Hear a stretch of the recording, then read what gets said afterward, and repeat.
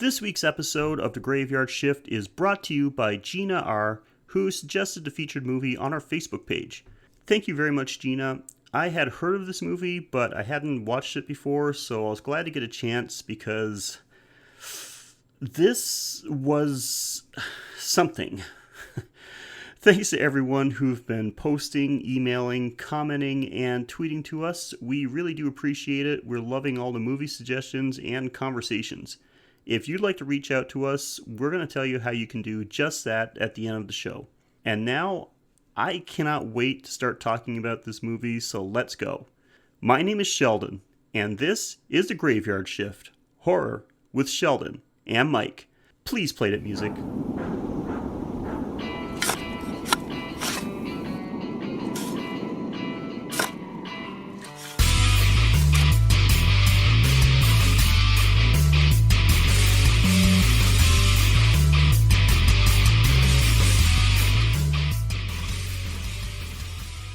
Welcome to episode 13 of the Graveyard Shift Horror Podcast, where each week we watch a movie from the horror category, chop it up and stitch it back together into a list of what we liked, what we didn't like, some production notes, plus maybe a little bonus if you're lucky.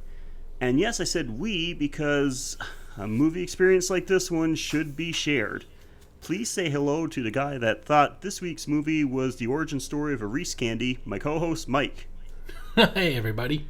Mike, how are you doing after watching whatever the hell it was we just watched?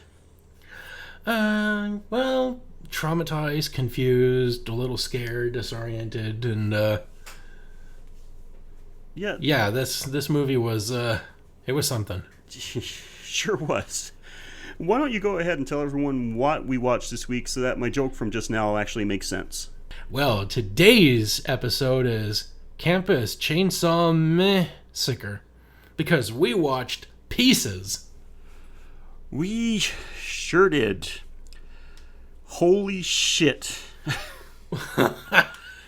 Okay, before we start talking about this, let me just give you a little information on this movie. It was released in 1982. It's a slasher film by Film Ventures International. I've never heard of them either. It had a $300,000 budget and made approximately $2 million at the box office. So it actually made a profit, and I'm kind of surprised.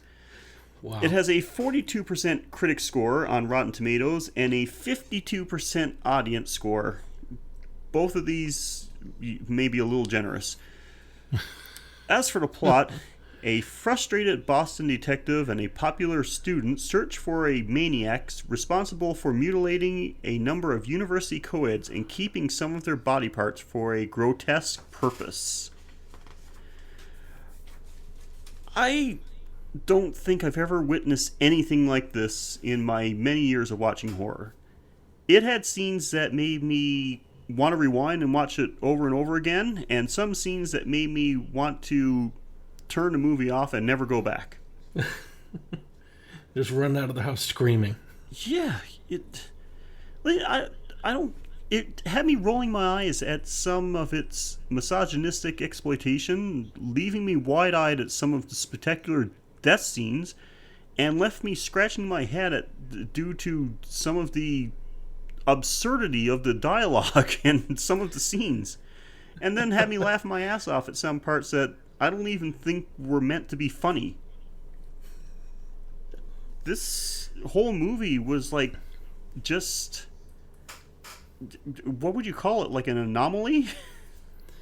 It was like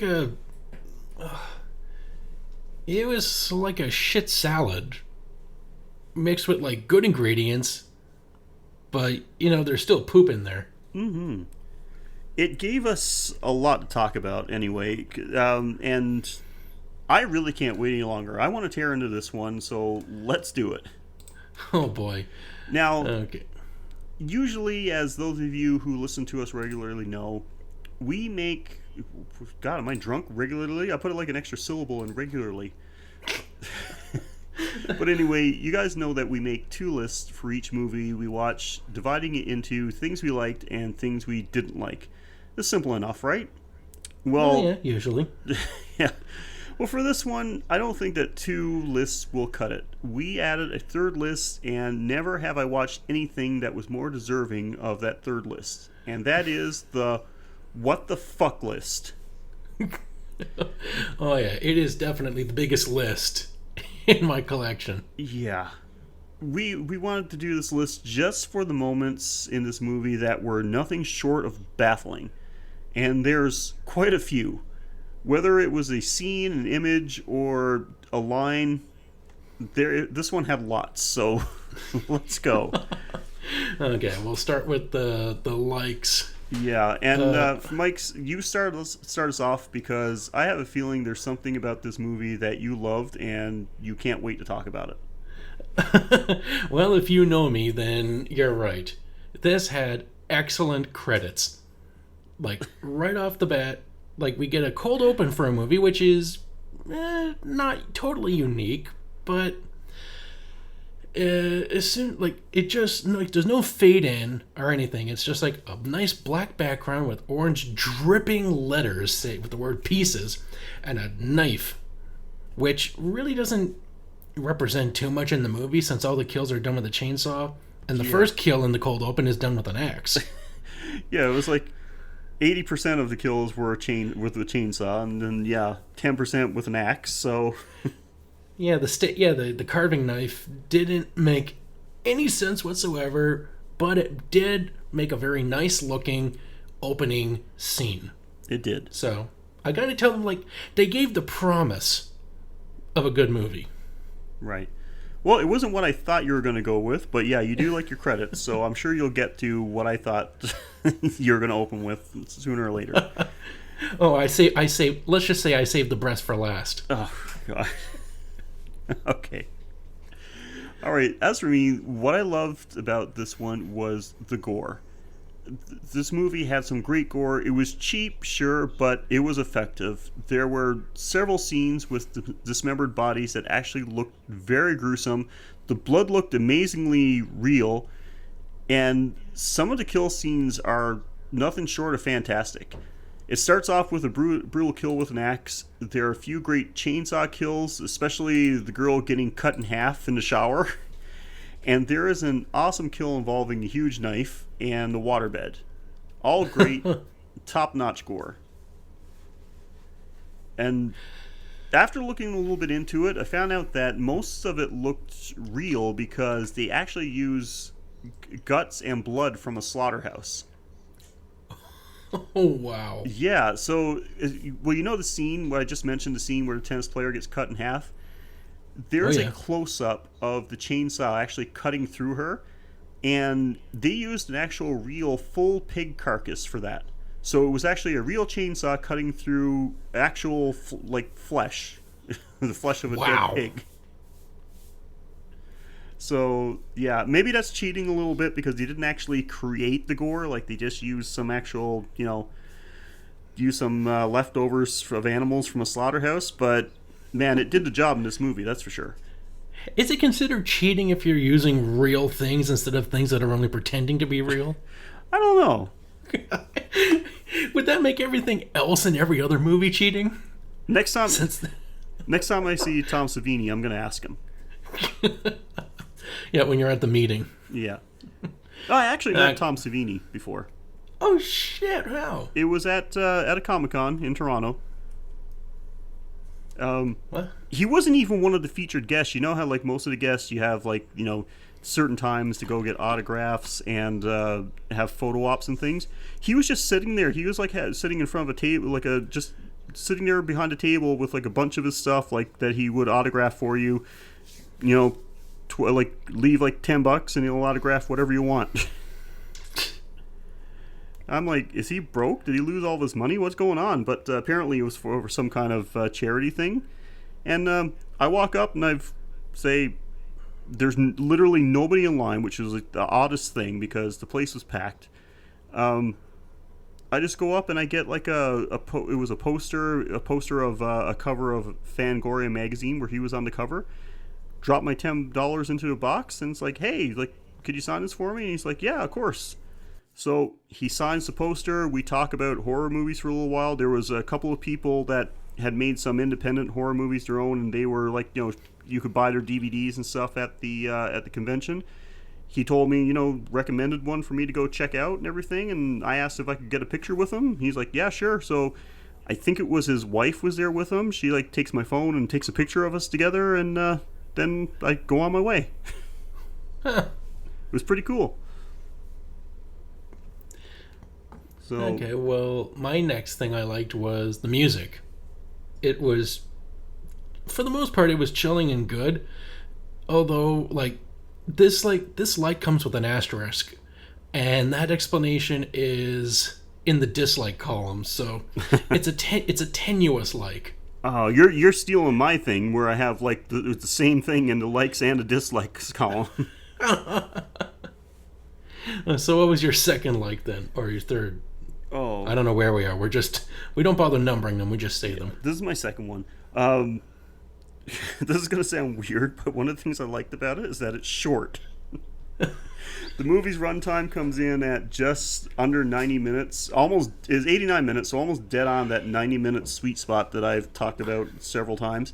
There's nothing worse than a horror movie that is way longer than necessary, and despite the fact that this had some scenes that could have been cut down because, there's a few scenes where I think we actually see like a dance class in real time. Oh boy. Thank goodness I was watching this on a computer where I could just scrub past a lot of the boring scenes. Yeah, I actually watched this on Netflix. This movie is available on Netflix, the whole thing. So, wow, that's pretty cool. I don't know how this is still on Netflix. Nobody obviously has. None of people have seen it for anyone to make a report because Jesus. But anyway, good for us because we didn't have to look very far for it. But yeah, it was, despite that it had some scenes that could have been cut down, I mean, it's 89 minutes in total, so it didn't take up a lot of time, a lot of my day to watch it. That's always a good thing. My third is a quote from one of the hottest girls that we don't get to see naked, sadly. And she's just this smartass in a tight white sweater vest. And they're all just talking about waterbeds for some reason. And she says one of the best lines that this is what it is. The most beautiful thing in the world is smoking, insert Shatner pause here, pot, and fucking on a waterbed at the same time. Sage wisdom. This happens to us a lot, but you're gonna hear that quote again later on in this episode. Anyway, if it comes with a story of, if it comes with a first person account of proving otherwise, I can't wait to hear it. No, nothing like this. Nothing like that. We're not going to get X-rated in this episode. No after hours with Sheldon. Nope. Next on the episode, why you shouldn't smoke pot and have sex on a waterbed. From someone who knows better. I do have a good story about why you shouldn't. I do have a good story about why you shouldn't take muscle relaxers and go swimming in the pool, though. It's not a long story. You shit the pool. Oh, I thought it would be you drowned, but okay. So for my next one on my likes column, this is not even really part of the movie. It's the movie poster taglines. Just loved it. I actually laughed when I read it. First tagline, you don't have to go to Texas for a chainsaw massacre. Second one, wow. Pieces. It's exactly what you think it is. Well, that's not true because I don't think anybody can anticipate or conceptualize this movie. No, nobody. Yeah, there's no image you could create in your brain to prepare you for what this movie is. And my next is this. It has this this hot blonde in a tight red shirt and incredibly form-fitting jeans, and she invites this at the time random guy, who, as it turns out later to be the hero of the story. But she summons him for a quickie in the pool. Which, I mean, there are so many cases of people fucking in public here. It's like she just has no problem with him banging him in the pool, a place that they cannot lock or secure, but they're just going to do it anyway. And if anyone who walks in on them, like, yeah, we're fucking, so what? But still, this movie, it had me thinking this movie should be called Pieces of Ass. Because who wouldn't love to be called from a study break to have sex Jacques Cousteau style? This movie was made by somebody that had never gone to college, and the only thing they've ever heard about college is from their friends who've gone to college and told them about every sexual experience they ever had while there. And so he just thought that's what college is all about. That's all anyone ever does. This guy saw the screenplay for Porky's and thought, what if it was a horror? Yeah. Oh my god. Yeah, it had some very strong elements of those, teenage college comedy movies from the 80s. But without any of the wit and timing. Exactly. Without any of the things that made them good, except for the nudity. This, if you like your cheesy, nudity, then you're going to love this movie. And I just realized I got nothing else on my likes list. That was it. All right, Mike. Time for another Mike marathon. For somebody that has like 10 pages of notes on this movie, the likes list was pretty slim. As a follow-up to this pool-style gal, we finally get to see her like stripped down for the swim in the pool, and all I got in my note is titty timer 19 minutes 10 seconds. Well, that's where I thought you were going to go with your first like. Yeah, well, I like said, to do... I should have known. Mike's likes list is either going to start off with either credits or boobs.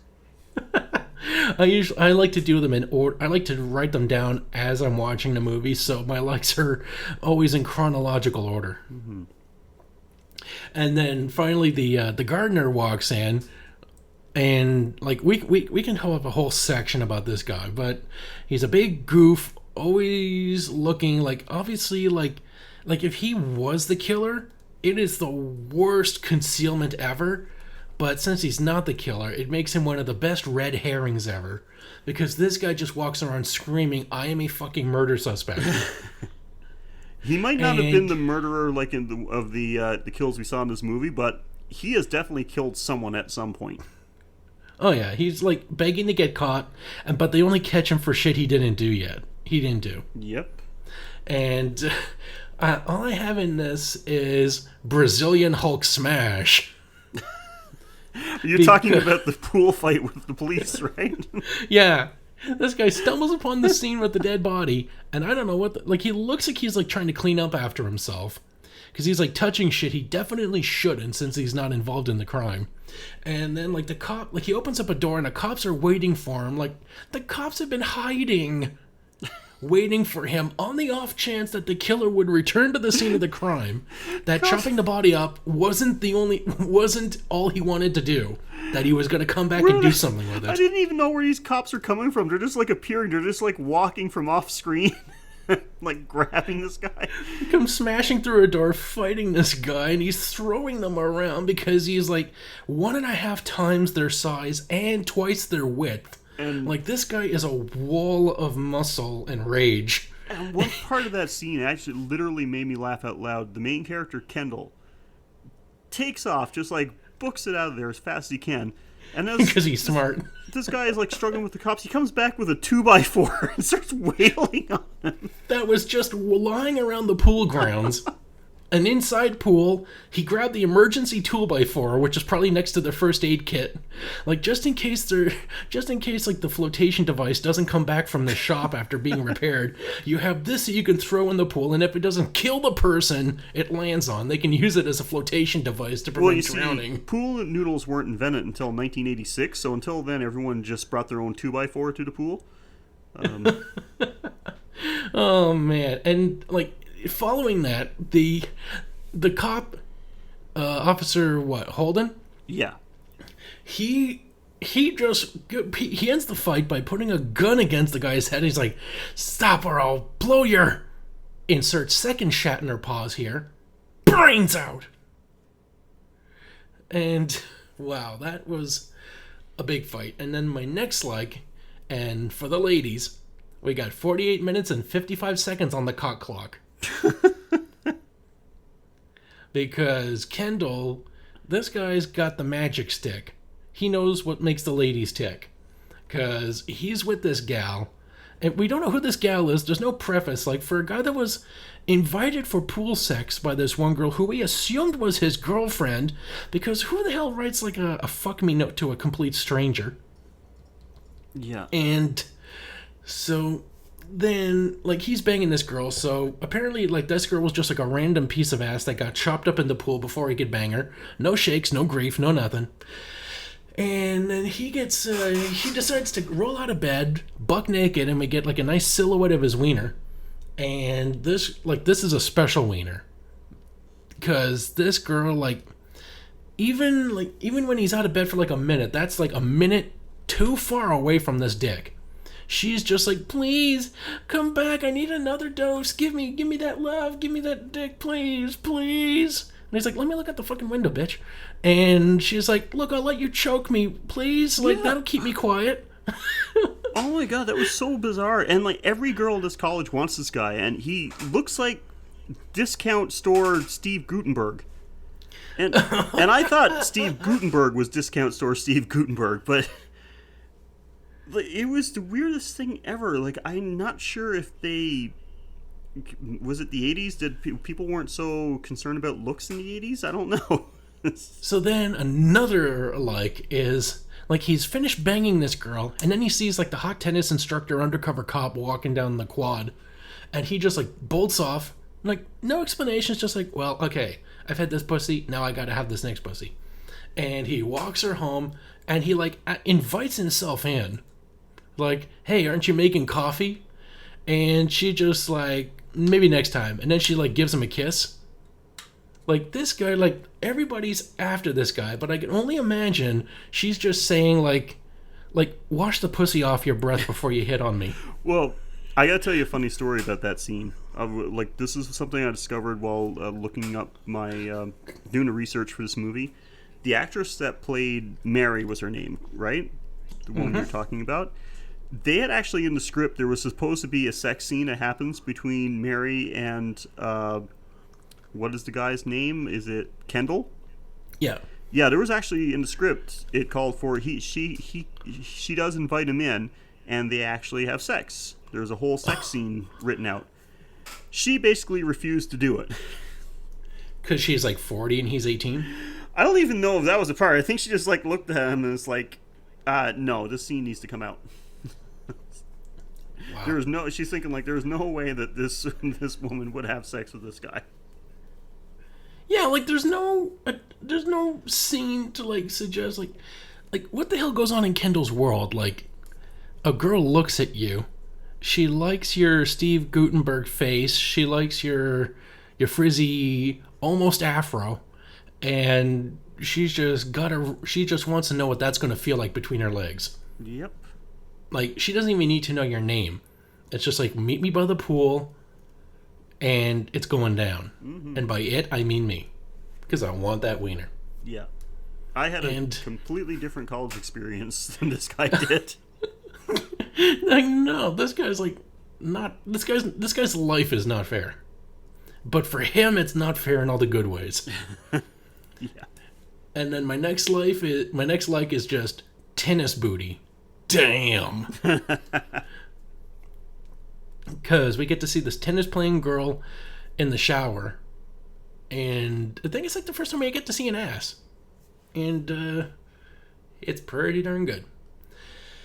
And another I liked was regarding that same scene was that the killer had put marching band music on so that nobody would hear the chainsaw. Which is like the only time this guy actually takes any sense of preparation in his yeah in his attacks, because everywhere else he like either goes in broad daylight, just like, you know, some girl studying on the grass, i.e. a place where other people have access to, and he just like just goes after her. Like, no worries about like anyone else hearing or passing by. No, none of that. So this is the only time he shows any prevention into being discovered. Yeah, that was a smart move, actually. I know, it's like the most forethought we've ever seen. It's the most forethought that went into this movie. Disguising the chainsaw with like some of the worst marching band music ever, and just think about that for a moment. Think about marching band music. Now, think about marching band music that's even worse than what you're thinking about right now.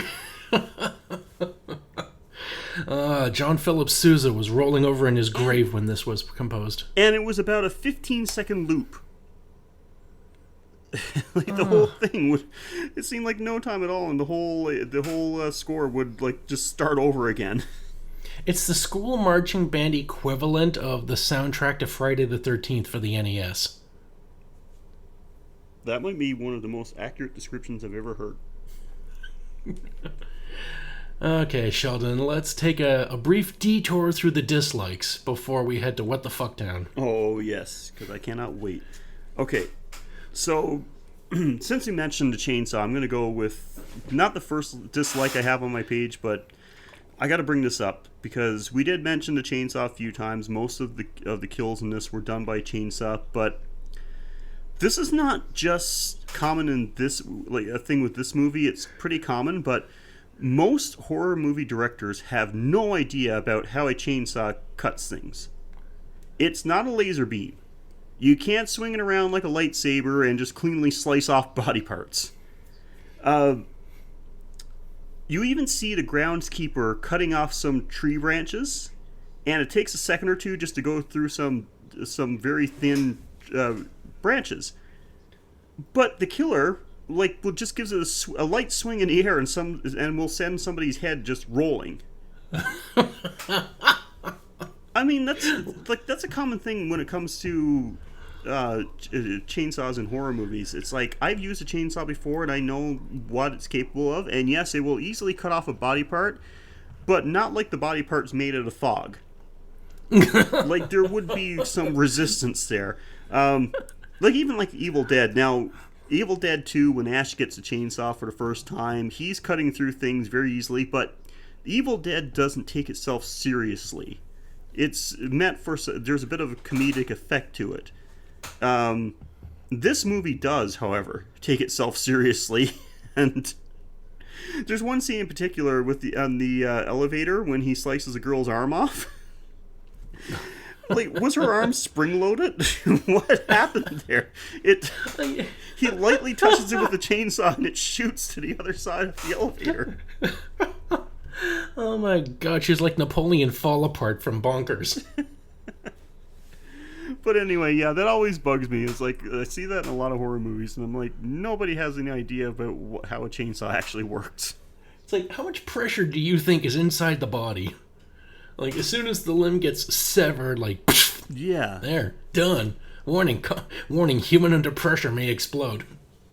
Yep. It was, not to mention that in that same scene where he cuts the girl's arm off in the elevator, do you realize that the killer stepped onto the elevator hiding a chain, like, it made sure she didn't see the chainsaw because he was holding it behind his back. Yeah. Like, what the hell? He just snuck a chainsaw onto an elevator. Like, this, how big was it? It was like one of the tiniest elevators I've ever seen. And the best part is, like, how he gets it always on the first strike. Like, he never has to struggle with it. No. So, my first dislike, because, again, they're all done in chronological order. So, we start off with this kid. Like, it starts off 40 years ago. We get to see this kid messing around with a nudie puzzle that somehow he found. It was his dad who never shows up. Was that a thing in the 40s? Could you just buy like puzzles of naked girls? Well, they had playing cards with the girls on them. So yeah. I mean, I just imagine what kind of puzzle store has like the nudie section? It's like, we're going to go to arts and games and crafts, and then we're going to sneak past the section with the beaded curtain on the wall in the door frame. And oh my god, so like mom finds it, and she has like, instead of being like, well, you shouldn't be doing that, like a sane and stable reaction, this girl has a fucking meltdown like she just caught her husband cheating on her. and she's taking it out on the kid. Like, she tears his room apart looking for any more and telling him how it is just awful and terrible and he's an asshole like his dad. And then, like, just when, like, you think, like, my dislike is that he could have grown up stable, but with a mom like that, no one ever showed him what that is. Yeah, it's a little bit of overreaction. I think it was more of a time for a talk about, one of those you're changing body talks. Yeah.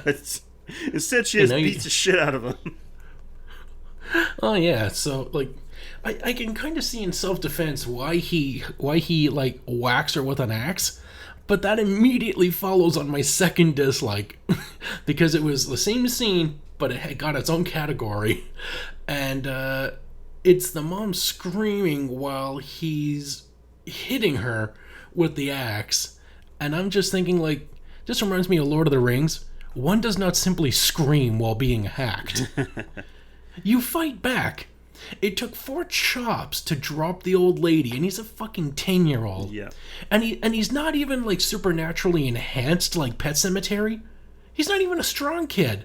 Seriously, the first time he hits you with the axe, you kick the fucker, create some distance, and then you charge at him or leave the house. But if you do charge at him, you can just crush his throat with the handle. Like, you take that fucker out. Yeah, it's... And I have another mention, but that's in the what the fuck column, so... Yeah, so stay tuned for that. There's so many things I thought... there was a couple of times I thought you were going to go into something that I was about to say, nope. Cutting you off. Keep it for the what the fuck column. Yes. Oh, I made sure to keep them very. Oh yeah. Well, there's some that dance on the edge. Yeah. But I'll let you come up with one, and then I'll just one. The first one is the one that dances on the edge. Yeah. Well, next on my dislikes list, this movie had some of the worst audio ever. Everything was done through ADR, and you could tell it didn't quite match up with the actors' mouths, and the whole thing. Like, I found all the speech in this movie was very off-putting. Just they're obviously speaking English, yeah, and yet they're dubbed. It's an English movie with an English dub. Yeah. And I mean, it's not uncommon for movies to do some ADR where, during the filming of the scene, they didn't pick up the dialogue too well, so the actors have to do it over, and then their speech audio has to be added to the scene later on. But this entire movie was done that way. It's very annoying. I didn't like that at all. So, okay, what's next for you? Next is a girl on a skateboard, which at first I was just thinking, wow, how progressive to show women can be just as physically active and coordinated as men can. Oh wait, she slammed into a glass because women be stupid. I'm glad we got reminded that men think women are dumb. I almost saw some respectful representation of women in a movie from the 80s. Thank God they didn't challenge us and give us anything that might be considered fair or realistic. Yeah. It's terrible. This woman's skateboarding around, and not even like risky Tony Hawk stunts. Like, this is like some of the worst skateboarding I've ever seen. Like, I was expecting something like Marty McFly. Like just like some mediocre skating. Yeah. Oh yeah, this woman's the first time on a skateboard for sure. And her last time, apparently. I mean, like, seriously, she's going down this street, and then these guys are carrying out some glass, and she just, typical, stands there and screams, instead of, like, oh shit, and jump off the board, let it slide under the guys. Do something to prevent this. And we don't even know what happens to her. Like, this has no bearing in the story whatsoever. You didn't get that? Oh, okay, you know what? I'm going to save it for later. I'll mention something about that in a little bit. Oh, okay then. Okay. So, I mentioned the audio already. So now, next on my list, the dialogue in this movie is ridiculous. Nobody talks like this. Case in point, I'm going to go back to something that you had on your likes list. The waterbed The quote. line, yes, the most beautiful thing in the world is smoking pot and fucking on a waterbed at the same time. Like, who says that? And then let's not forget Officer Dumbshit at the end when we find out who the killer is. He's about to leave the police station to catch the killer and says to the main character, "Come on, let's go. No, wait, you stay here and call the lieutenant. No, what am I saying? I can't think straight. We'll use the car radio. Come on, Kendall, I need you." Who wrote this? I mean, like, I can get, like, someone who doesn't speak English may have written some confusing dialogue. This is written by someone who doesn't speak, period. Yeah, this was, it was at least written by someone whose English is not their first language, and, but Neither is thinking. Yeah, the dialogue in this thing is a mess. The whole thing is full of lines that, like, the whole thing is full of lines that are as badly written as those two are. Oh yeah, I got my own audio problem coming up soon. Yeah. Okay. Well. Yeah. You go for it. But I'm going to continue with the blatant misogyny in this. When one of the cops is asking about the second, was it the first or the second murder victim? Yeah, the first victim, and he's like, "Did she run around with guys?" Because if she's a liberated woman who enjoys her sexuality, then she's got to be asking for it, right? Yeah. No, it was, this one was very bad for that. It's, and not uncommon in the time period that it was made, but I think about, we talked about earlier, I think about 85% of the women in this movie, you see them at least topless. Except for the lady who talks about fucking on the waterbed. You think, oh, this girl is so liberated. She has got to have an amazing fuck scene coming up. Yeah. No, and then she tantalizes one of the teachers who looks like a gay Donald Sutherland, and she's just like, "Sir, what are pectorals? I've been told that they'll be a problem for me," and she's like showing off the sweater puppies, and I'm just like, I cannot wait to see these. Like, these are like this is like Chekhov's tits. Yeah. Like, they're demonstrating the tits, they're mentioning the tits, they've got to use the tits in the story. And no, she doesn't be a victim, she doesn't get to be any background boobs, nothing. It's like she's not only teasing the teacher, she's teasing the viewer. And Mike cried himself to sleep. Yeah, we were talking about, like, bad audio, and, like, when I was talking about the good music, I have to say, except for the Funky Town ripoff in the ballet scene. Oh my god, yes. You mean that entire dance class that we saw? Oh my god, the music was so fucking bad. Oh. This dance routine was about 5 minutes long, complete with, like, the worst 80s electronica music you could hear, even complete with the robot voice thing. Yeah. It was Funky Town. Yeah, I think you might be right. Yeah, it was a royalty-free public domain version of Funky Town. Oh, that was so fucking unbearable. Like, that's one of the scenes I just kept scrubbing through. I'm just like, did they get killed in the club? No, then... And, like, I took, like, a screenshot. I don't know if I sent it to you or not. But essentially, it was, like, the screenshot they always had was just, like, Honey's in the front, Butterface is in the back. And then one last ride on the music was when the girl is Mary Riggs, the tennis cop, because that's the thing in the movie, a tennis cop. It is. And she's walking through the tennis court, and then we hear this musical, like, sting when Kendall walks up behind her. But as he's talking, the sting is still going. And I'm like, do you even know what a fucking sting is? It's quick. That's why it's called a sting and not like a stab. Like, good music and then fucking no excuse for this shit music. Yeah.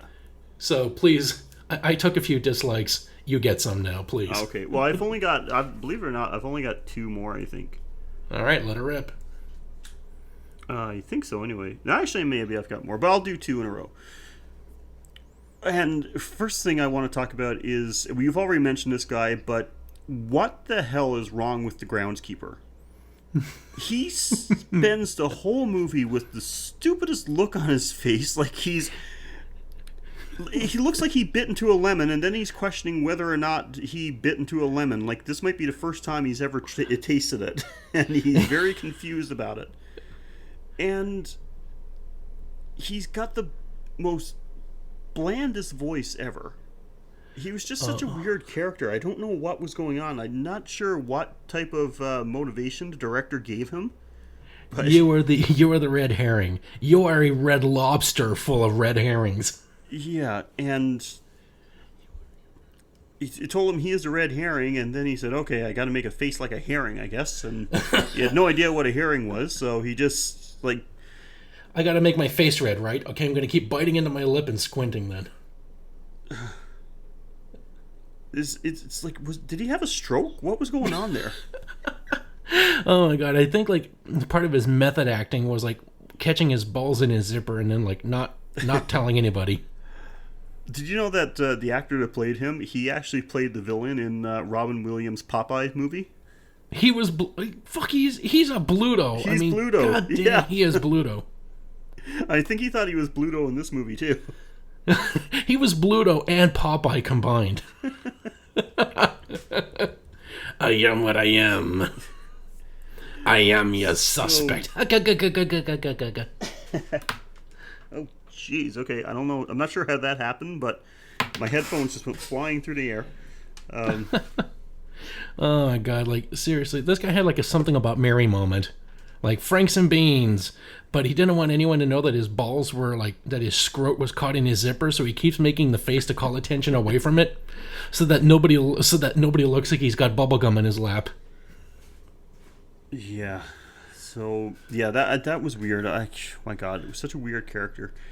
But, okay, so next on my list, when the killer gets revealed, you want to talk about anticlimactic.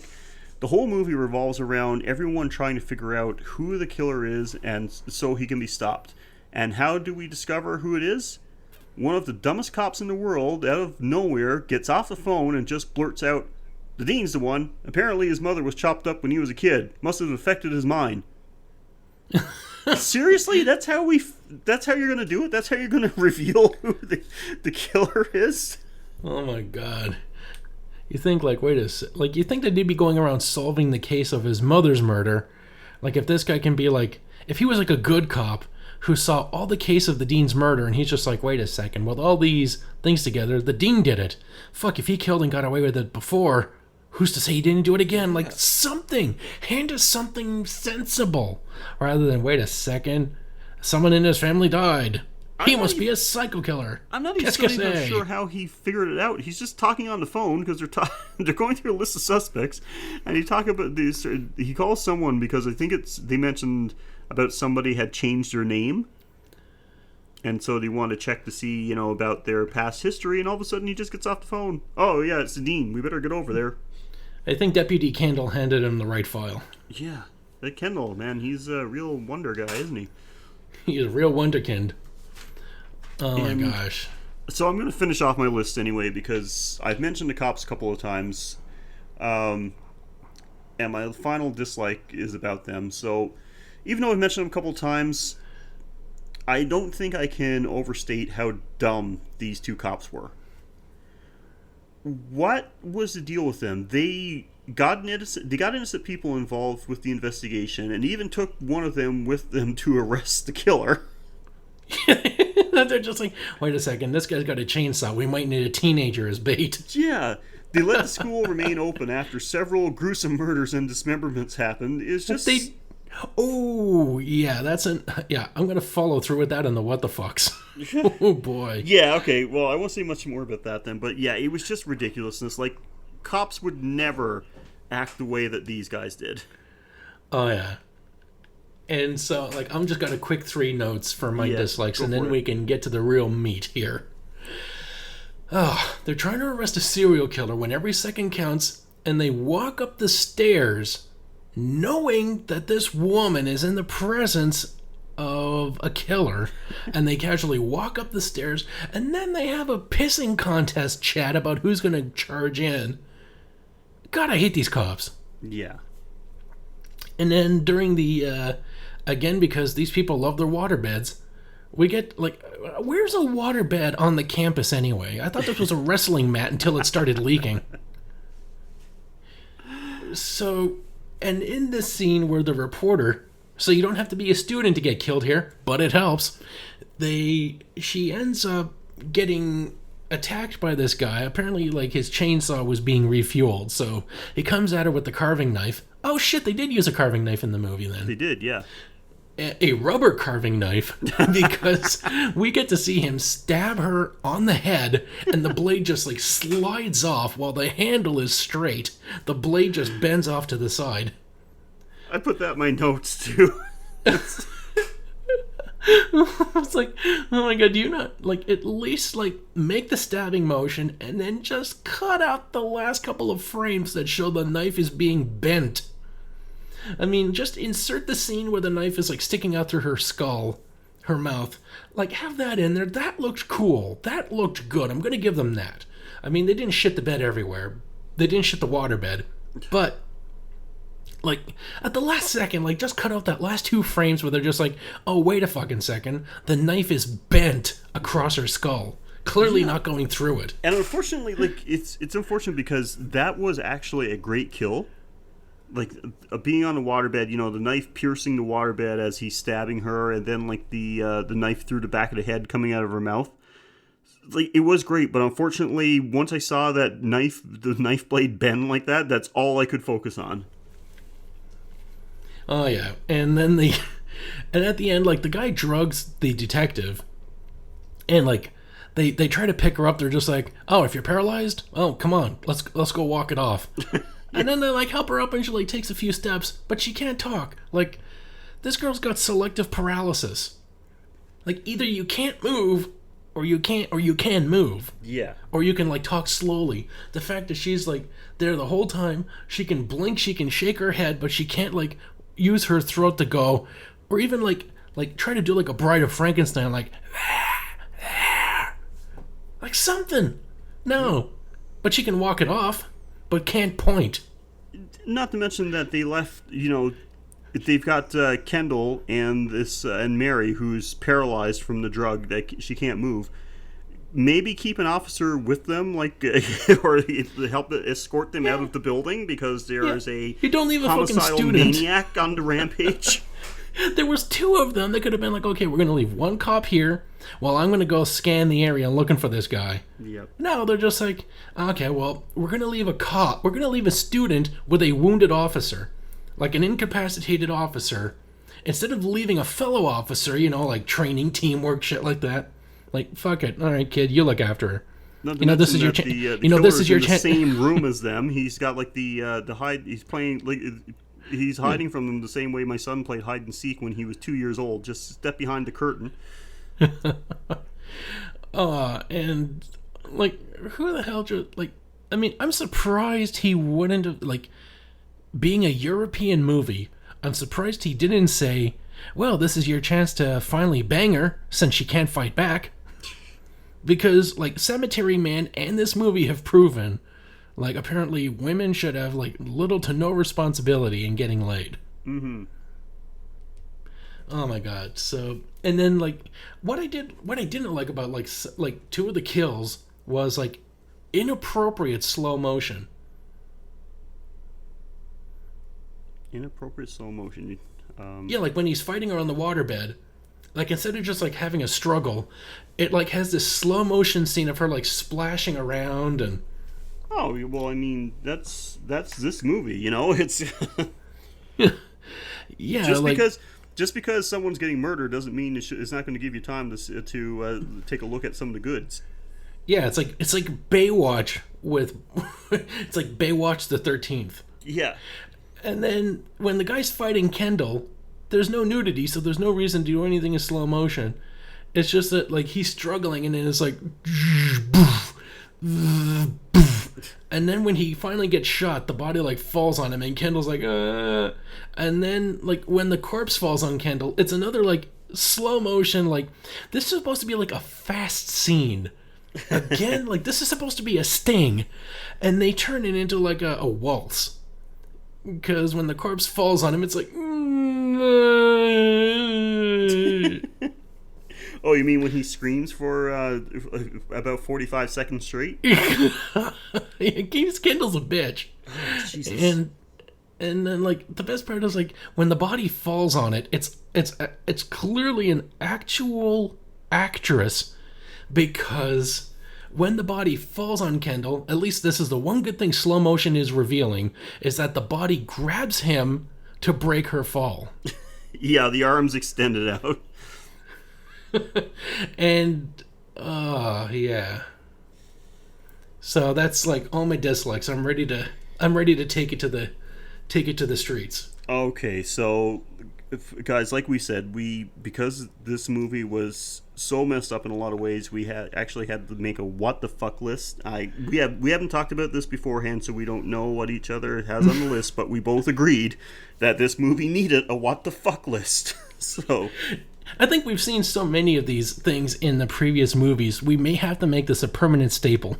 I think we might. We've checked out some movies in past episodes that could have put a few things on this list. So yeah. So should I start off or should you? I'll start off. Okay. Do axes bounce off skulls? I've never hit anyone in the skull with an axe, so I can't confirm. Yeah, the way this kid is swinging, obviously, again, he's swinging at fog when he's chopping up his mom because he's got no resistance. It's clearly like, you'd think they could put like a block behind him so that the axe can like penetrate something and he'd have to like dig it out. But no, he's just swinging it up and down, like there's nothing there. And even when we do get to see, like, we just thought, okay, well, he's not hitting a prop, but he's just a kid. Apparently the director's just a kid too, because nobody thought of this. But no, when we see the mom getting hit, like she's obviously getting hit with a rubber axe, because it is bouncing off of her head. So the axe isn't even getting stuck in her skull. Like, no having to like push his foot against her chest to like pry the axe out. He's just like, it looks like an axe, but works like a hammer. Yep. And she didn't even fall after the fourth hit. She lied down. Yeah. All I got there is weak. Yep, that is Oh my god, I'm not done with this scene yet, but I'll give you a chance to talk. Okay, well, I'm going to talk about something that you had already brought up in one of I can't remember if it was on your likes list or your dislikes list, but anyway, it was the girl on the skateboard. The what the fuck moment is, you explained the scene beautifully. She's, trying her best to skateboard down the sidewalk. And like I said, I'm pretty confident that this was the first time that this actress was on a skateboard. Because it is the most awkward, uncoordinated thing I've ever seen. And as she's taking off down the sidewalk, two guys unload this giant mirror out of the back of a truck and walk across her path. They cross her path. She slams into it, shattering the mirror. What did you think was going to happen there? Did you think that you're going to see her like bloodied, sliced up, lacerated corpse on the ground or something? Yeah, I'd expect to see something. I'd expect to see either her corpse on the ground, or since people here are constantly like inflated over pressure, I would expect to see pieces fly up in the air like confetti. We see her hit the mirror shatters. We see a flashback to the kid's mother smashing was it a picture frame or a mirror in his bedroom? Yeah, his mirror. Yeah, smashing his mirror, which was weird because why is he having a flashback about a mirror breaking when someone else breaks a mirror? But whatever. He's not there. He's not there. And then we see nothing. We see it goes to the next scene, and this girl is laying on the park studying. Yeah, like what the fuck? No, what did not this a scene serve? not a scratch on her. Apparently, she can be easily be beheaded by a chainsaw, but smashing into a mirror, shattering it into like 100 pieces of long, razor sharp glass does nothing. I thought it was a different girl. Like Yeah, this I girl was thought like so too. I was like, this can't be the same person, but I went back. Everything is identical. The clothes they're wearing, their looks, their hair, everything is the same girl. wow. So she just like Marty McFly'd her way through. Like, oh, I just smashed through a mirror on my way to school. That's all. I actually, it was like, I literally said, fitting for this list, because I said, what the fuck just happened? Did they forget that they had put this scene with her running into the mirror? Were they attempting to go back and like reshoot and maybe do the scene differently, but then decided to just go with the beheading by chainsaw? And they forgot they left that scene in. Yeah, the scene makes no sense. It has the scene ends with something that has no repercussions afterwards. Seriously, what the fuck? And finishing up with the mom, like it just showed her like head on the ground as like someone's like buzzing at the door or knocking at the door, and then it shows a close up of the mom with the blood like falling across her face, and all I could think was blood clots keep falling off my head. And then another one was the gardener. Again, Bluto Popeye is chopping up some bushes. Like, not trimming them, like chopping them up. Like, he doesn't know how to handle this chainsaw, and yet we're supposed to suspect he's the killer. And he just, like, looks across the street, and he sees this couple fucking against a tree. And I'm like, why is that there? And they're fucking in public. Like, this guy was just gardening. If he can see them, they could have heard that chainsaw. You'd think they would have stopped, but like, oh my god! Apparently, this was like the super '60s on LSD, because this was all about like making love and fuck chainsaws. Yeah, that was, and once again, nothing. They had nothing to do with the with anything that happened afterwards. It was, they just threw it in there. Keep it coming. Yeah. Okay. So you want my next one? Oh yeah. Well, for my next thing on the WTF list, I have it simply listed as fake Bruce Lee. Absolutely. What the hell was going on in that scene? So, Mary, did she see some movement? Does she think she's being followed, or was she chasing somebody? She was just walking. I think she was just patrolling the area, looking for anything suspicious. Yeah, she's looking around. I guess she's just trying to, she's keeping an eye on things, making sure no one gets a chance to sneak up on her. But somebody does. All of a sudden, a Bruce Lee lookalike pops out of nowhere and starts kicking the shit out of her. He's even got like a jogging suit on, like Bruce Lee. Like, he is just. You want to know what the actor's name that played this person? Oh, please tell me. Bruce Lee. Fuck. Bruce Lee but Lee is spelled L-E instead of L-E-E. Bruce Lee? Bruce Lee. I thought it would be Bruce Lee with an I. But what the hell? And this whole thing. So he pops out. It has nothing to do with the movie. He starts throwing punches and kicks her. She pulls out a gun. He kicks it out of her hand, knocks her to the ground. She pulls out a gun like 2 feet away from him, well within like arm swinging distance, rather than like a gun is a distance weapon. Yeah, but I'm like, what the hell? This just turned into a kung fu movie all of a sudden, and he knocks her down. She kicks him in the nuts, and he passes out. And we're thinking, like, okay, what the hell is going on here? She thinks that she's just discovered the killer. Then Kendall shows up and she says, oh, we got him. And he goes, oh, no, this is just my kung fu professor. Yeah, he's just like a teacher who just decides, I'm going to go, like, fucking, like, surprise train. Okay, first of all, what fucking college has a kung fu professor?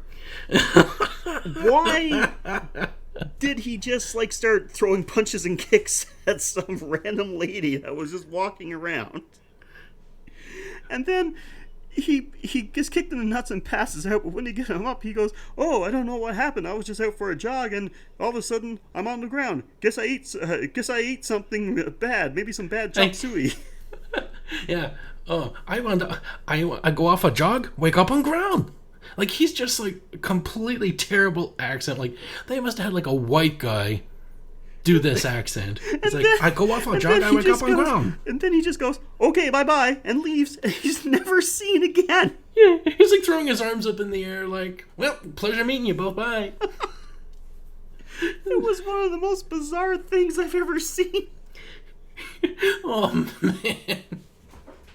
Because I'm literally thinking for a moment that, because I'm, like I said, I'm watching this on YouTube. It's like, did somebody just splice like a scene from like a 1970s kung fu movie in here? my entry for that was kung fu nut kick scene. What the ever loving fuck? I go for jog, wake up on ground, must be some bad chop suey. Never mind this late night molestation attempt. I either tried to rape or kill you, but you kicked me in the nuts, so no hard feelings, right? Oh my god, ridiculous. Oh, and then, yeah, I've got we see the view from the killer's perspective, kind of like just like below his shoulders. So we get to see this guy's got like a black outfit with black gloves, and for a second I'm wondering if this is Dr. Polidori back from the grave.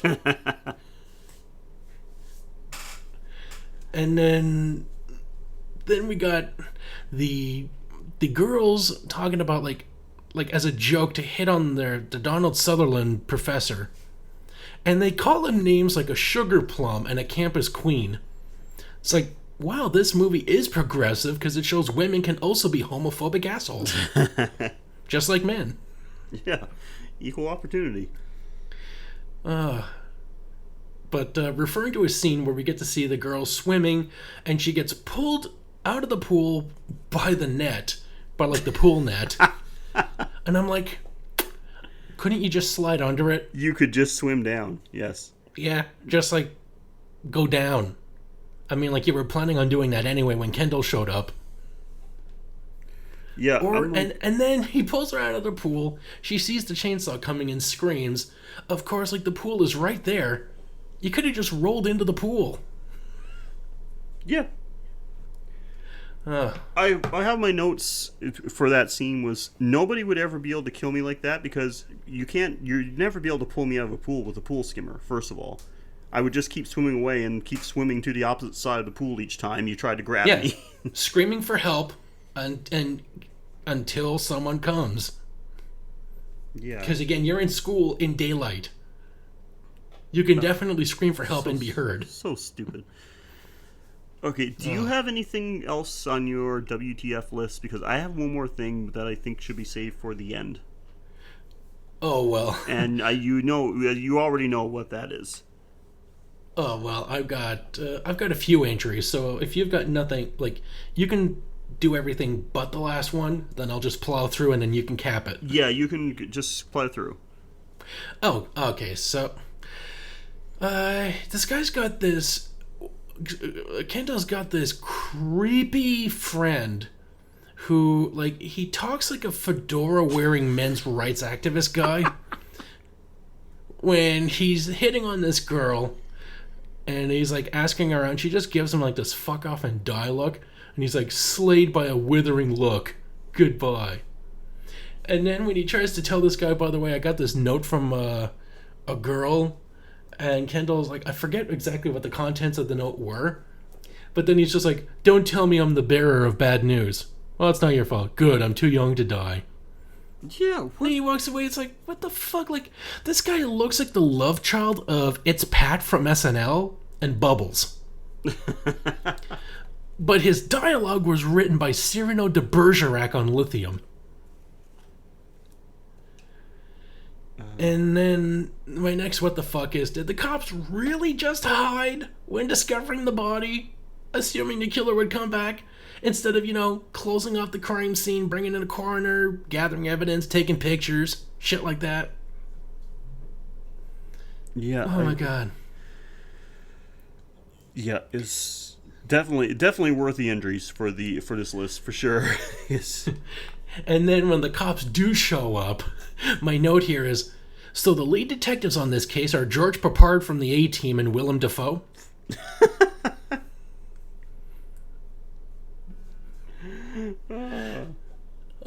And then they caught the red herring, and he still wants to send in undercover girls. Like this, he's only killed twice, and they caught the big suspect. Did I miss something, or is this just terribly written? Yeah, you are so right. They had a suspect in custody, but yet they still came up with a plan to set some bait for the killer. Yeah, like set the bait for the killer that we, at this moment, believe we already have. And then who did they decide to bring in? Oh, well, someone who's undercover is someone who wouldn't want to gather too much attention, right? Mm-hmm. So why don't you bring in a nationally famous tennis player as an instructor who also, she just happened to want to join the police force? Because I guess being a professional female athlete in the 70s, why don't I get into a patriarchal, sexist organization like a 70s police force? And yeah, why not? It's not like being world famous would raise any suspicions when you're undercover. It's like, do we need to explain what undercover means? Yeah. And then the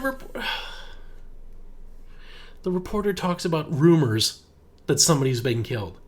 Seriously, they're covering up the killings. They're not even announcing, oh, somebody passed away. No, blonde girl with a nice ass. Don't know what you're talking about. And then straight up involving this kid at every opportunity. Are they just straight up deputizing the kid? The girls want his dick, and the guys want him on their team. Mm-hmm. This kid knows what's up. Kendall is everybody's friend. They tell him, I think 4 times throughout this movie, they tell him that he should be he should join the police force. And he's demonstrated no forensic detection ability, no upstanding sense of justice. Oh. And then when he's with the girl with the huge tits in bed, and he's trying to look out the window, and he's like, be quiet, I'm trying to listen to something. And she's like, what if you gag me? I won't make any noise then. So apparently Spain was hip to their erotic asphyxiation in the 80s. That was just that was a trend. Yeah, so. You take some amyl nitrates, and then you let the choking commence.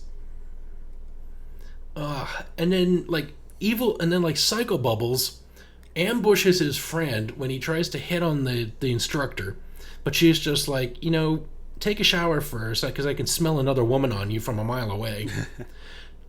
And then he turns around, and then we get to see this Bubbles wearing a gory fright mask, who takes it off, says Casanova, blows a raspberry, and leaves. Ugh. Was he just following this guy? He's the one that should have got his ass kicked by fake Bruce Lee. He knows that there's a killer around, and yet he decides to horrify someone who's already on high alert. Mm-hmm. This shithead is the evilette of this movie. Yeah, oh, totally. He's such a piece of shit. I hate that guy. And then we get to see interstitial cuts of this guy, over several days, working, with the gloves. Apparently it's his own puzzle, and yet he's wearing gloves, which is great for picking up tiny cardboard pieces. And he's taking days to finish this nudie puzzle that he's had for 40 years, because it's established this happened 40 years ago. Yeah, it's you're in your 50s, get more puzzles, man. Clearly you didn't get the only nudie puzzle that was made in the 40s. Yeah, he was obviously not very bright, because when he was a kid, when he was putting together the puzzle in the first place, you could see that, I think there was one scene where there was 2 pieces of the puzzle left, and he still can't figure out where they go. Oh my gosh. And then we get to see the ballerina girl that gets chopped up in the elevator, and I call her Venus de Milo, obviously. And she makes a mention of needing to use the bathroom. And then much later, someone else who was in the shower is the one that ends up wetting their pants after they just left the shower. Yeah. And when she's finally found, like, this girl that has had no place in the movie, like, usually what makes a good slasher film is that we take time getting to know the list of people that get picked off one by one so that their deaths mean something. They carry some sense of gravity, but no, it's just random girls we don't know, don't care about, but we love their boobs because that's the prerequisite. You gotta get naked. And then it's like, this guy's not even punishing these women for being like sluts or anything, because, you know, they're swimming or they're in the shower, they're not with people, they're not like doing anything promiscuous. Like, even if you're going by like some slasher code, they don't even fit the code. And then the tennis instructor just screams bastard like 3 times, and like I had to turn my headphones down because this woman is shrill as fuck. I mean, it was angry. That was hard to listen to. Like, I can't imagine why this guy would want to bang her, because even if he does get her going, like, she is going to blow his ears out if he gets her to hit that high note. Yep. Oh, and then we get to see the girl when she's having a chat with the dean. All I got as my notes here is, do you take your coffee with 1 or 2 Rohypnol drops? And then when they do come in to kill the dean, after realizing, oh shit, maybe he was in the room since we never cleared it and searched it like fucking cops, then who comes in but a guy who actually looks more like Donald Sutherland than the teacher does. And he shows up on the force. And then, well, my final is, I think I know that it is our shared moment, so I'll let you take us home with that. Okay, so for my final, and the movie's final, what the fuck moment, Kendall gets his dick ripped off. And not even by the dean. No, well, okay. So, first of all, it starts off with a what the fuck moment because, you know, the dean, we find out the dean's the killer. The cops bust in. They manage to save Mary. He gets shot. Everything's a wrap, pretty much. And as one of the cops is explaining, you know, praising Kendall, telling him that, you know, he really needs to join the force and everything, he'd be a great cop, leans against a bookshelf. Bookshelf slides open. Turns out it's just like, it's a fake bookshelf with a little storage closet behind it. What's in the storage closet? We find out what happens, what the dean has done with all the body parts he's collected. He's got it stitched into one complete woman wearing his mother's dress, the same dress that she was wearing when he murdered her when he was 10 years old. It then falls down, lands on top of Kendall, in slow motion, pinning him to the ground, which was a what the fuck moment in itself right there. But then you think that, I literally thought at first that's where the movie was going to end. It's a great scene, like, oh shit, now we know what he's done with the bodies, and scene. Yeah, that was actually pretty, you know, it wasn't bad at all. That was actually nicely done. So you think that's it. But no, after about 45 seconds of slow motion screaming by Kendall, he finally pulls himself out from underneath this human jigsaw puzzle. It's not even like a scream of shock anymore. He's like fucking sobbing. Yep. Oh yeah, like this was a complete like mental breakdown right there. But you know, fades to black after he's screaming a little bit and shows next thing he's just sitting calmly in a chair. Cop asks him, "Hey, you okay?" And he's like, "Yeah, I think my heart started again, so I think we're good." Okay, let's go. So, as he's leaving, what does he say? He said he forgot, oh wait, my jacket, right? Yeah, Kendall says, I gotta get my jacket. He leans over the body to get his coat. What happens? The hand springs up, grabs his cock, rakes across his groin, through his jeans. We can see blood coming out of the jeans in the crotch right through the lap, and Kendall is obviously screaming, and the cop offers no help whatsoever. We don't even know where this cop like is. dumbfounded. What is the cop doing while this is happening? I think he's behind Kendall looking at like, I think he's like trying to unpack this in his mind. Oh, he's like, God. Is that dead body moving? Yeah, it grabs Never mind him, what it's rips, doing. Literally grabs him by the crotch, rips his crotch off, like the front of his jeans. Blood is squirting everywhere. You actually see something pop, which made me cringe. Yeah, like you think if it just like shredded the front of his jeans, like, oh, he'd have some scratches. Yeah. But no. Then after the scratching comes down, it goes back again for a second pass and makes a fist. Yep. And something pops out of the fist. Something pops. It rips everything off. When the hand pulls away, there's just nothing but a bloody, gaping hole left there in the front of his pants. And that's the end of the movie. Yeah, it cuts out on Kendall's face after he's just been Kendalled. Screaming and cross-eyed. And... yeah, it's Now you know where they gave him his name. Yeah. It was a giveaway from the beginning. Epic foreshadowing. This movie is brilliant. Yeah, I take it back. This is a piece of genius.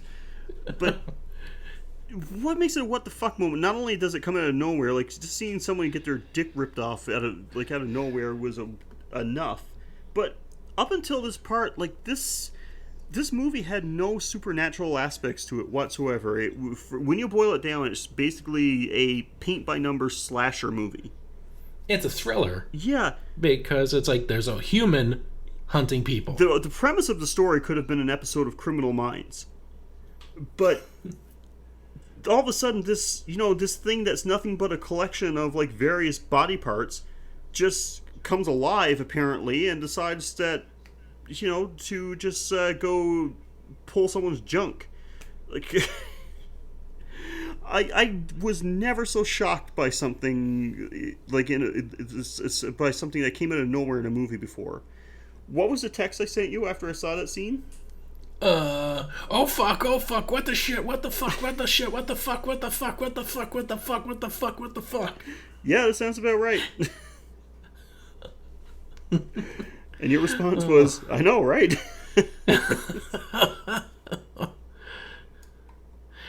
Oh, this movie. Yeah, so that is Pieces. I don't know how to cap this off exactly. Did we say who recommended this? Yeah, it was Gina R. Yeah. So, Gina, thanks. Thanks? Yeah, like, I really don't know what to say about this. I think the best way to put it is, this is the worst movie that I highly recommend everyone to see. Yeah, I've got it down as recommended viewing, but not for reasons of good taste or sensibility. Yeah, seriously. All horror fans should watch this so you can be as dumbfounded as we were. Yeah, it is. Oh my god, there's like some good scenes, but so much not good. Yeah. It's worth watching just for the gore alone. Like, the kills and the gore is fantastic. If you're a gore hound, then you're going to love this one. If you can put up with everything else that happens in it. And I just going to bring something up, and I brought this up about movies we've watched before, is that, and I always find this about horror movies, because it's a common trope for horror movies to kind of leave things open-ended. Mostly, a lot of times because, some horror movies get like a bazillion sequels afterwards, so they always want to leave it open-ended. But can you imagine what kind of nightmare this is going to be for everybody involved after that ending scene? Oh yeah, like the cool thing about one thing about a good story is that you leave something like, also that, like, even some good movies didn't do this. Was like, have something like a denouement, like something after the after climax, to just like, tie everything up. Like, how does life go on for the survivors? Yes, exactly. Especially for, poor dickless Kendall. Who is now a Ken doll. So I don't do well with like the whole open-ended type of thing. I like closure. Yeah, and well, open-ended kind of matches his dick now. Oh God. Oh my God! Can you imagine? Like this guy's probably got like a straw in his underwear now. Just like that's all he's got left. Yep. Oh my gosh! But funny you should talk about the lack of a denouement. There actually was one in this movie, but I guess it was cut out because I don't know. I guess they felt the movie went on too long. What? Are you trying to say that what we saw as the ending for the movie wasn't originally supposed to be the ending? Well, of course not, because there's the natural question of like what the hell would the police do trying to explain like, oh, there's a dead body that apparently is alive because now it's supernatural time. So, but I guess they just felt the movie served its purpose. But I did manage to get my hands on a deleted scene that explains what happens to the cops and even a little bit of exposition about what happened to poor Kendall in this week's It Came from the Cutting Room Floor.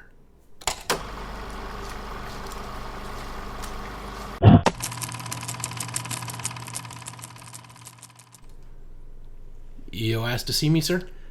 Yeah, I need you to clear up some of these things on this incident report concerning the mutilations at the college. Yes, sir. Well, when you discovered the first body, instead of closing off the scene and calling the coroner, you instead hid and waited for the first person to come along, and then you beat them up and arrested them? Secondly, after arresting your chief suspect, you asked a receptionist to go undercover to lure out who exactly, since you had the gardener in custody? Well, sir, she's an active duty officer. Oh, she is? I should probably stop asking her to answer my calls and get my coffee then. But anyway, I'm not done yet. After releasing the gardener and not assigning any actual watch on the officer you sent as bait, then you completely glossed over this Asian attack I saw in her report. What the hell is that? Well, sir, apparently he just had some bad chop suey, so we didn't end up pressing charges. Okay, whatever. And you didn't shut down the school after the second murder? Well, we didn't catch him yet. Didn't protecting the students take priority? Well, we did bring that up with the dean, but he insisted we keep the officer there as bait. The dean? You mean the same dean that was the one chopping them up and fully aware of the undercover officer that you had placed at the school? Well, And we have a request for medical insurance for a Deputy Kendall for an immediate emergency penis reattachment? What the shit, Bracken? What the fucking shit? Who is Deputy Kendall? I didn't assign him to the case. I don't remember meeting him. Well, he was a student who was assisting us in the investigation. How? By offering his dick as bait? He clearly did a better job of luring out the killer than Miss Riggs did. And oh wait, according to this report, the dean attacked Miss Riggs and a student who was brought in by the police and left alone. What the fuck is that about? And then you came in, killed the dean, and then what the hell attacked the kid? But what is this? The dean's sewn up doll made of pieces of the dead girls? Seriously? You put that down, I'm trying to understand this, okay? Bear with me.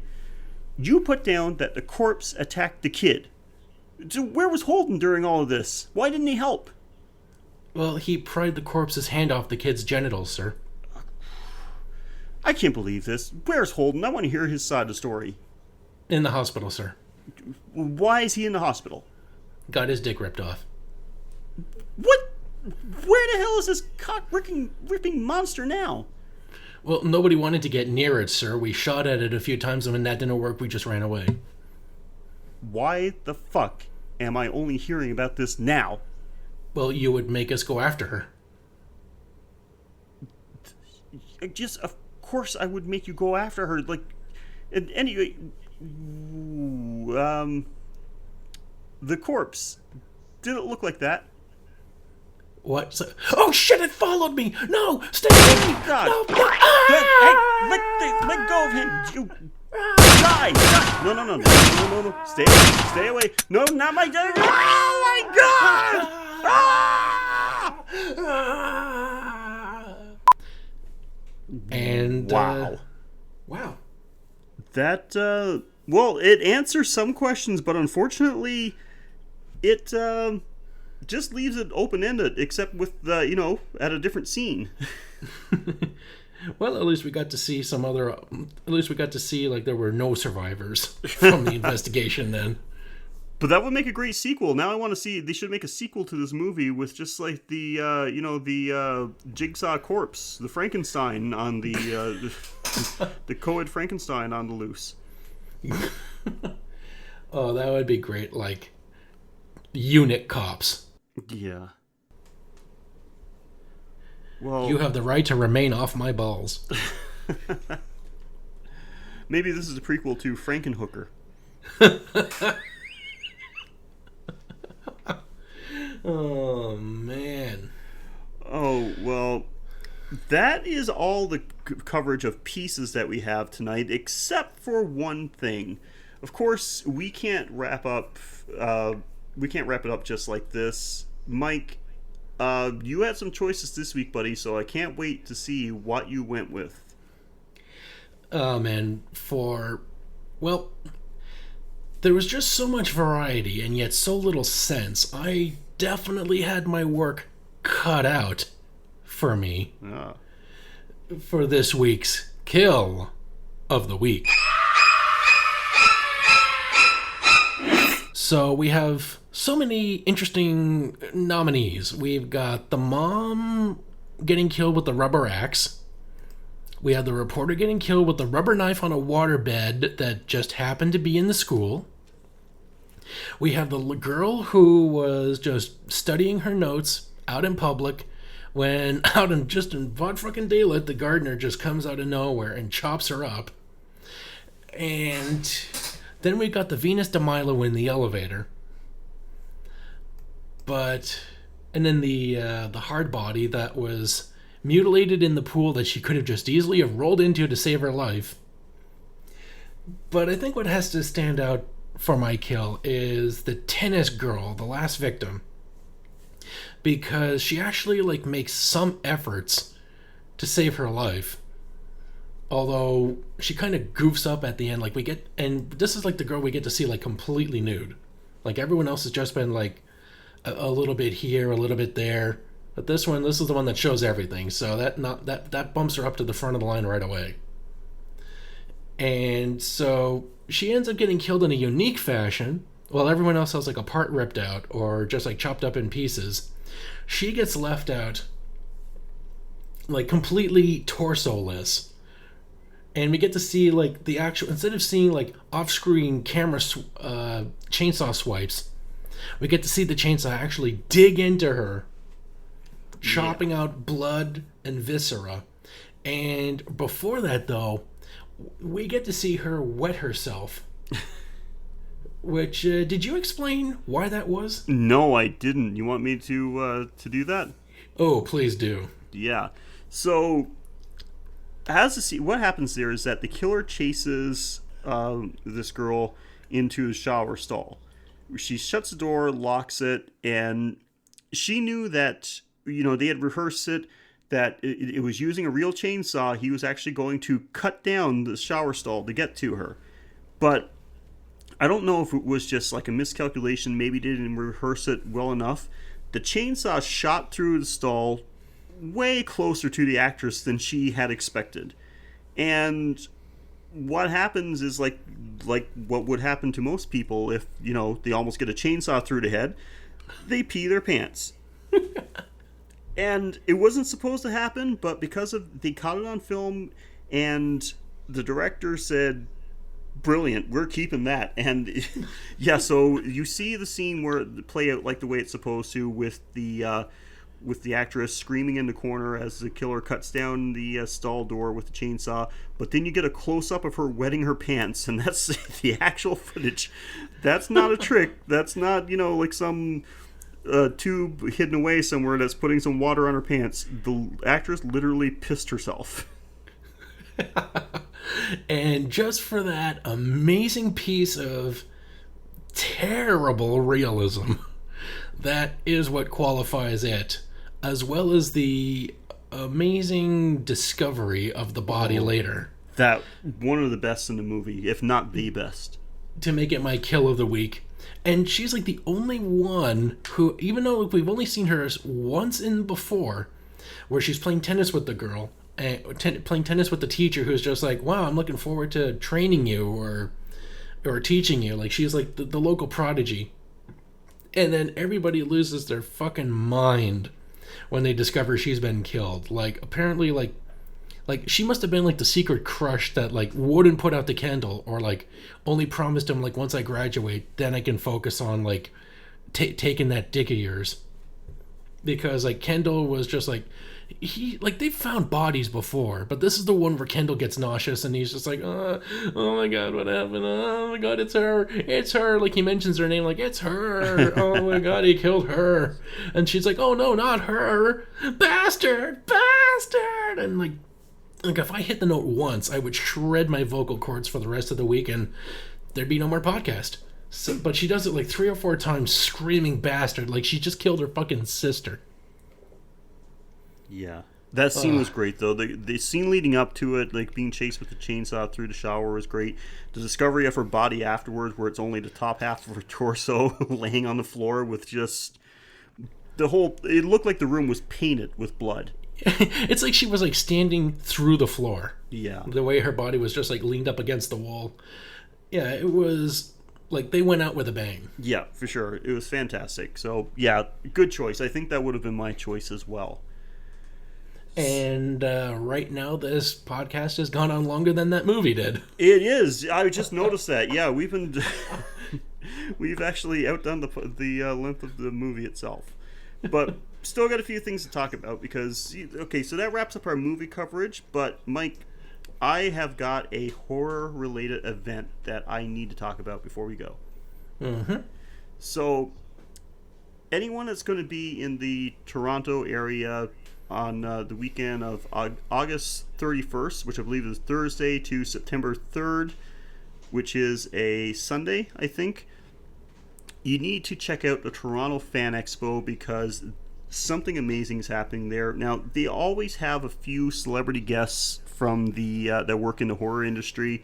Like, for instance, Tim Curry's going to be there. You know, he played It, the clown. Isn't he Pennywise the clown. sick?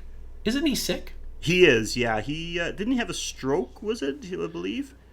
But this is a very rare appearance for him, and, you know, you may not get many appearances, so you need to check that out. It could be your last chance. Yeah, Norman Reedus from The Walking Dead is going to be there. There's going to be some of the actors from Buffy the Vampire Slayer. But Bruce Campbell is going to be there. That's what I want to talk about, because Bruce Campbell has become pretty much a regular at the Toronto Fan Expo. And he loves his fans. He's actually doing something very special for the fans this time around, because on Saturday, September 2nd, between 6:30 and 8:30 p.m., Bruce Campbell is going to be hosting Last Fan Standing, which, let me just give you a little blurb what it says here. Do you think you have what it takes to be the last fan standing? Watch and take part as sci-fi and horror icon Bruce Campbell drills contestants with tough trivia in front of a live audience, separating the geek from the weak, the nerds from the herd. Everyone gets a chance to play, but only the best will face off in the ultimate test of pop culture knowledge. He's actually going to be hosting a game show for the fans. It's going to be great, which is great because he always looks like a game show host. He does. He would be the ultimate game show host. It's going to be at the John Bassett Theatre at the Metro Toronto Convention Center. Tickets are only $23, people. I have no idea if there's any left. This thing is probably already sold out to the max. But I wish I'm going to be. Unfortunately, I'm going to be out of town for the Labor Day weekend, so I'm not going to get to attend. But yeah, and I'm stuck in Ottawa. If you're going to be in Toronto during the Labor Day weekend, you need to check this out. And please tell us, like, if you do go, contact us, share some stories, tell us some stuff. We can't be there. We're relying on some of you, our loyal and ardent fans, to be our correspondents, our horror heads in the field. Yeah. Tell us what the hell happened here. Yeah, please do. I'm going to try and look for some information on that, see if there's any videos or anything I can find later on. But yeah, I'm going to miss that one. I really wish I was going to be around for that. So that's our show for this week. But before we go, just want to say that we want to hear from you. You have a horror movie suggestion, feedback, comments, questions, or you just want to say hi? Well, you have some options. First of all, you can email us at graveyardshiftpod@gmail.com. You can reach out to us on Twitter at GYS_horrorpod. And a lot of people have. Guys, seriously, we're literally, for the past few weeks, we've been going up about 100 followers a week. So thank you guys so much for that. Really appreciate it. Same thing with Facebook. You can get us on Facebook at facebook.com/thegraveyardshiftpod. Once again, past few weeks, I think we, within 2 weeks, we went from 200 followers to I think we're almost at 500 right now. So we're loving that. If you'd like to make a financial donation to the show, you can do so at www.patreon.com/graveyard. All the proceeds go to the upkeep and maintenance of the show and for some promotion materials. And if we get enough, then we can actually go to these events, take video footage of us meeting people representing the Graveyard Shift, and we can put it out for you so that you can see. Our goal ultimately, more guys, stuff. would be to go to one of these events and do a live show, like a recording live at a booth at one of these shows. So you can go to patreon.com/graveyard to do that. A donation as low as $1 gives you access to some nice Patreon exclusive stuff. So go ahead and check it out. And if a financial donation is not possible, you can still help us out a ton.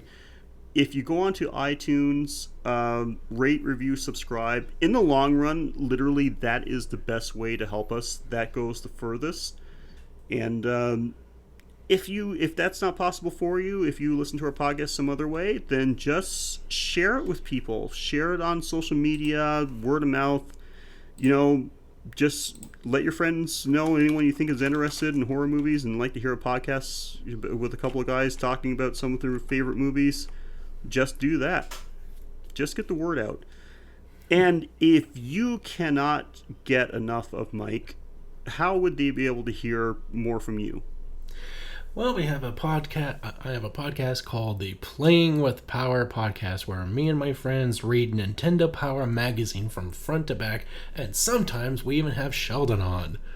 Yeah. You know you want that. Yep, and we even have a secondary show called The Taste Test, where me and a stoner cook friend of mine play video games, make food puns, jokes. We do little comedy skits, much like the cutting room floor, and it is just a barrel of laughs, fun. So if you thought, man, Mike's really great, but can he talk about something besides horror movies? The answer is yes, but only one more thing. Yeah, it's great. If you're a Nintendo fan, like especially a retro Nintendo fan, or you had a subscription to the Nintendo Power magazine back in the day, check it out. You'll like it. Yeah, and referring to the Patreon, like we mentioned some bonus materials. What we have are 2 exclusive episodes so far, and another one coming soon. The first one was our extended Fright Night. The second one was us going into our top 10 horror picks. And are you ready to tell us what the third issue with the special for this month will be? Yes, we are actually just about to release an extended version of our The Shining episode. We're going to talk about some things that we missed during the original episode. Not really that we missed, but due to time constraints, because there's a lot to talk about with The Shining. We just had to kind of cut it short, so we're going to talk about some additional things about Kubrick's movie. But also we're going to talk about the 1997, I think it was, made-for-TV movie, which is supposed to be Stephen King's definitive version of The Shining. and plus a few things just about Kubrick himself. So because there was so much material, we just couldn't fit it all into one episode. So if you're a Patreon, that'll be your chance to hear some extra things about The Shining. Yeah, so we'll talk about The Shining made-for-TV miniseries and Stanley Kubrick. That's 2 horror stories for the price of one. $1. And I don't want to say anything. We've got something coming up next week that there's a big horror movie event coming up that, and our next week's episode is going to tie into that. But I think we're going to leave it as a surprise. What do you think, Mike? Ooh, what a horror podcast with suspense? Get out of here. I think that's the best way to do it. So yeah, we'll leave you guessing. And also, if you want to find out, all you got to do is just tune in next week. Until then, I'm Sheldon. And I'm Mike. And thank you again for joining us on The Graveyard Shift.